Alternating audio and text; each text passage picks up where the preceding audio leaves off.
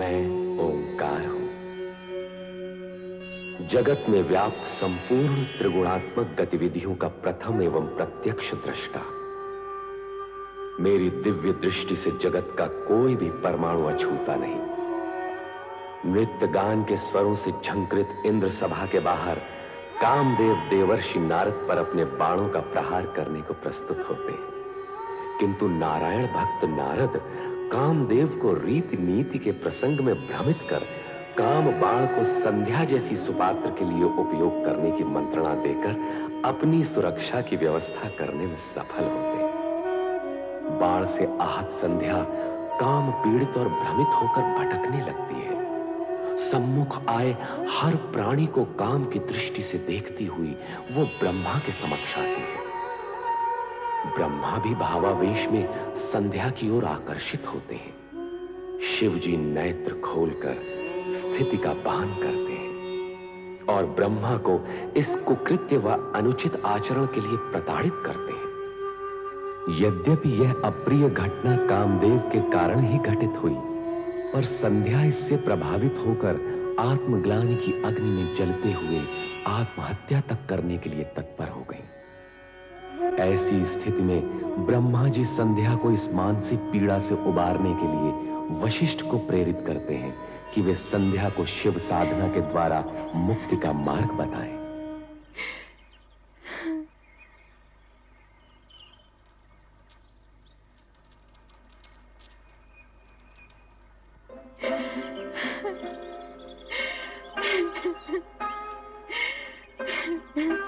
देवी संध्या,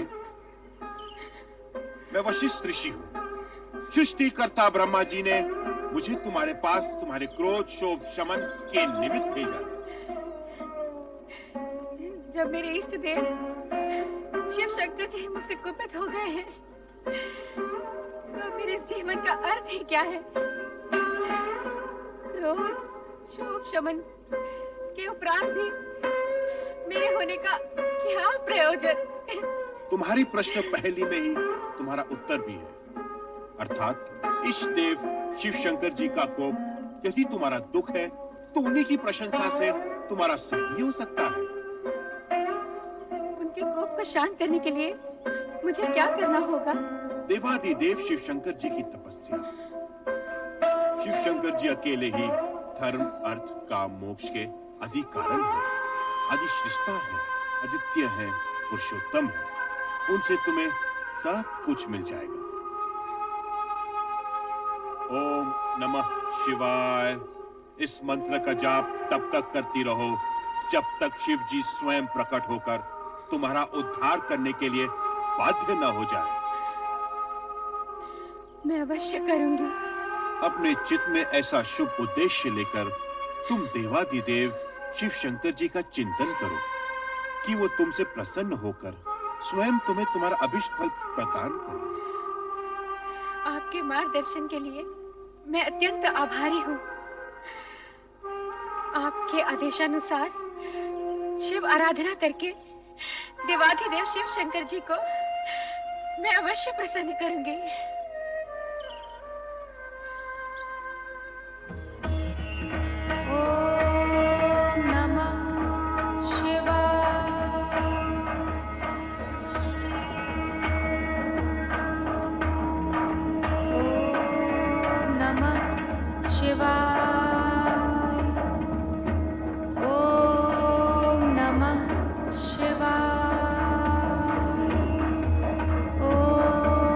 Namah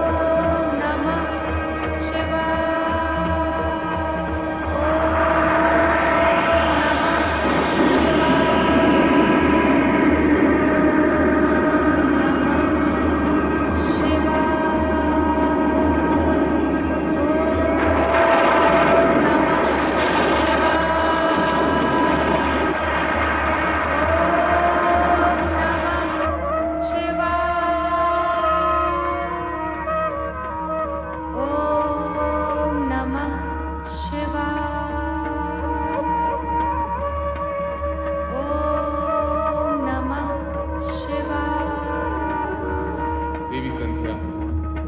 ओम नमः शिवाय। देवी संध्या,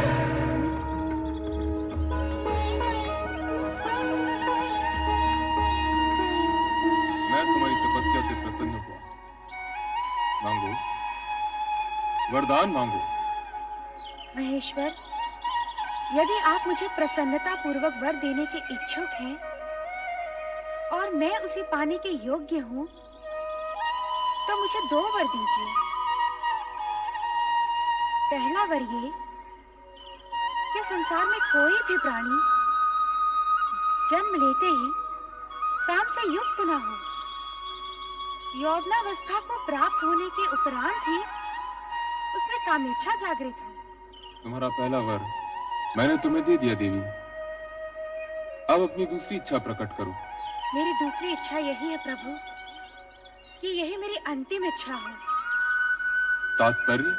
आप मुझे इस दूषित देह से मुक्ति दीजिए प्रभु। उसके उपरांत आप मुझे एक नया जन्म दें, जिसमें एक ऐसे महामात्र से मेरा विवाह हो जिसके संदर्भ से मेरा नाम भी एक ऋतु के रूप में जाना जाए। तथास्तु। किंतु अब मेरे लिए क्या आज्ञा है भगवान? इस पर्वत के नीचे चंद्रभागा नदी के तट पर स्थित तपस आश्रम में मेघा ऋषि 12 वर्षों तक चलने वाले महायज्ञ का अनुष्ठान कर रहे हैं। तुम वहां निडर होकर जाओ, तुम्हें कोई नहीं देख सकेगा। तदुपरांत तुम्हारे मन में जिस पुरुष को पति रूप में पाने की इच्छा है, उसे हृदय में धारण किए अपने शरीर को यज्ञ की आहुति बनाकर अग्नि में होम देना। फिर वही अग्नि तुम्हारी जननी भी होगी, अर्थात तुम्हें एक नया जन्म मिलेगा।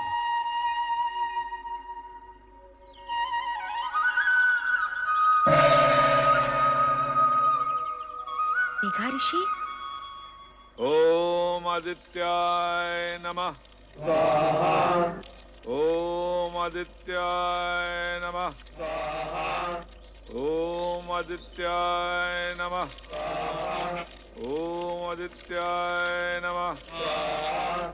ओम आदित्याय नमः। स्वाहा। ओम सदाशिव का आशीर्वाद प्राप्त कर उन्हीं के बताए मार्ग पर चलती देवी संध्या मेघा ऋषि के आश्रम पहुंच गईं, जहां महायज्ञ चल रहा था। सभी के लिए अस्तित्वहीन अदृश्य संध्या ओम नमः शिवाय का जाप करते हुए यज्ञाग्नि की ओर बढ़ती गई और अंततः उसी में समा गई। तत्पश्चात यज्ञ की अग्नि से उभरा लाल प्रकाश देखते ही देखते पूरी तरह 2 भागों में फैल जाता है। इस प्रकार संध्या का अस्तित्व 2 भागों में बंट गया, प्रातः संध्या और सायं संध्या। प्रातः संध्या देवताओं की आराधना के लिए और सायं संध्या पितरों के आह्वान के लिए। 2 क्षितिजों में फैली संध्या के दृश्य पर ओम नमः शिवाय के स्वर गूंजते हैं।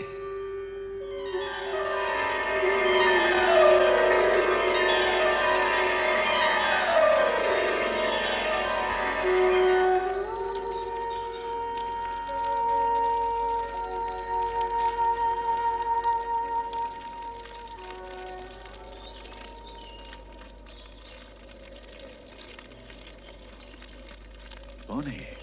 कौन नारी है ये? प्रणाम ऋषिवर। कौन मायावी हो तुम? इस पवित्र अग्नि से प्रकट होने की धृष्टता तुमने कैसे की? क्यों की? क्या प्रयोजन है तुम्हारा? उत्तर दो। मैं आपकी पुत्री हूँ पितृवर, आपके आशीर्वाद की आकांक्षिणी हूँ। धर्म, नीति, मर्यादा और व्यवहार के नाते मैं तुम्हारे प्रणाम और चरण स्पर्श के लिए तुम्हें दीर्घायु और सदैव प्रसन्न रहने का आशीर्वाद तो दे सकता हूँ, किंतु अकारण पितृत्व का अधिकार नहीं दे सकता। भला तुम मेरी पुत्री और मैं तुम्हारा पिता कैसे हुआ? भगवान शिव की अनुकंपा और कृपा के कारण ही ये संबंध स्थापित हुआ है पितृश्रेष्ठ। कल्याणी, बार बार मुझे पिता संबोधित कर क्या तुम मेरे पितृ भाव की परीक्षा ले रही हो? आप त्रिकालदर्शी हैं। आपको इस सत्य का ज्ञान तो अवश्य होगा कि मैं कौन हूँ, और आपको ये भी ज्ञात होगा कि आपकी परीक्षा लेने की क्षमता मुझ में नहीं है। हाँ भागे, क्या तू हमारे ज्ञान और जप तप को चुनौती देने आई है? नहीं पितृवर, नहीं।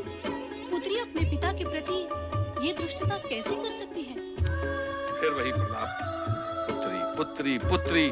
कब, कहाँ और कैसे प्रमाणित हुआ कि तुम मेरी पुत्री हो? दुर्भाग्य है मेरा कि अपने पिता के सम्मुख उनकी पुत्री होना मुझे प्रमाणित करना पड़ रहा है। यदि आपकी आज्ञा हो तो मैं कुछ निवेदन करूं?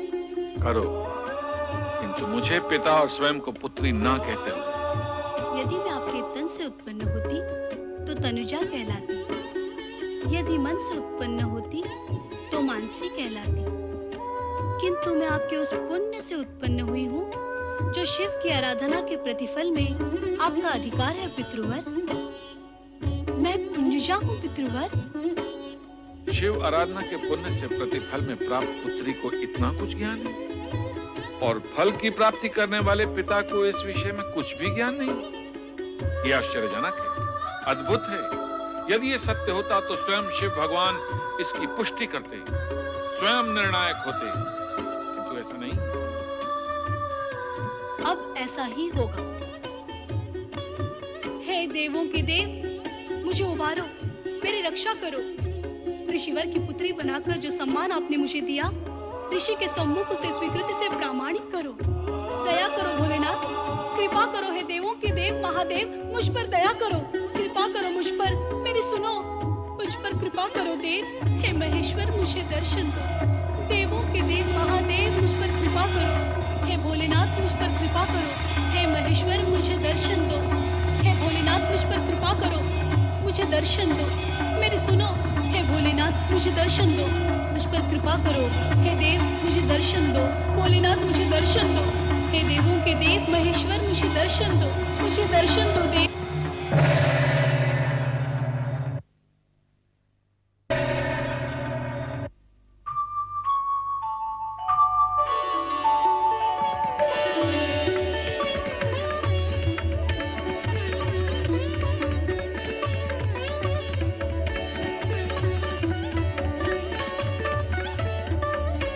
मेघऋषि, मेरा प्रकट होना पर्याप्त है अथवा भी आपको प्रमाण की आवश्यकता है? आपके प्रकट होने से ही सत्य प्रकट हो गया भोले भंडारी।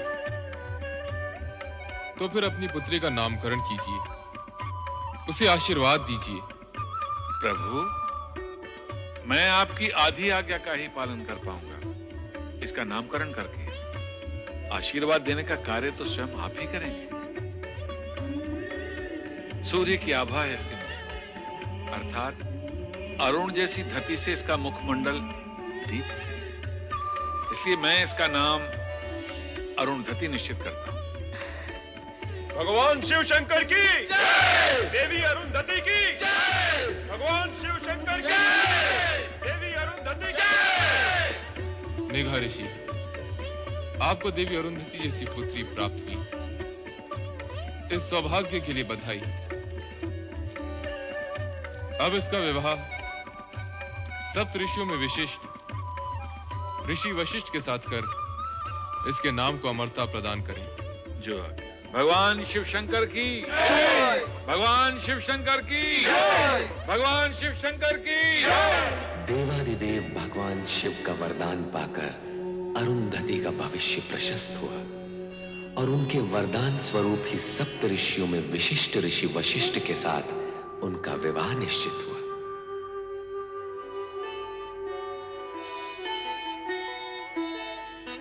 कितना शुभ दिन है आज। वशिष्ठ मुनि के साथ देवी अरुंधति का विवाह हो रहा है। शुभ ही शुभ है ऋषिवर, किंतु ये समझ में नहीं आता कि शिव शंकर ने सप्त ऋषियों में से जानते हुए भी इस वर का चुनाव क्यों किया? ऋषि विश्वामित्र भी तो कम ज्ञानी ध्यानी नहीं थे। उनका तप तो देवताओं की ईर्ष्या का कारण है। हाँ, ये विचार तो मैंने भी किया था, किंतु उत्तर कौन दे? इसका उत्तर मैं दूंगा। भगवान शिव के निर्णय में शंका का प्रश्न ही नहीं उठता। संपूर्ण जगत में समता, ममता और मित्र भाव के रखने के कारण विश्वामित्र उच्च कोटि के तपस्वी हैं, किंतु वशिष्ठ समस्त जगत के कल्याण की कामना के लिए, अपनी विशिष्टता के लिए सर्वश्रेष्ठ है।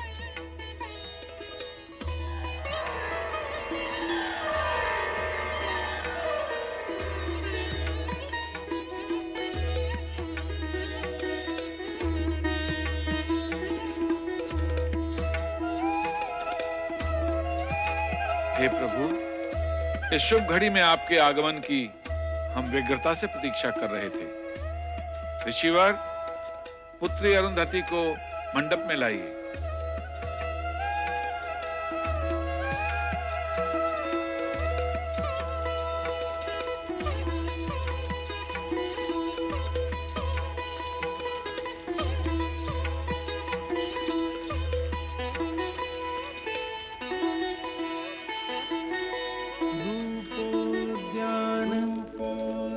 प्रफुल्ल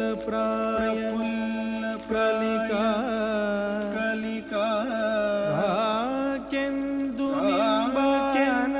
निंबानन तन्वंगी शुभाः सुरसिका क्रीडा संरतिः शोभावारिधिनि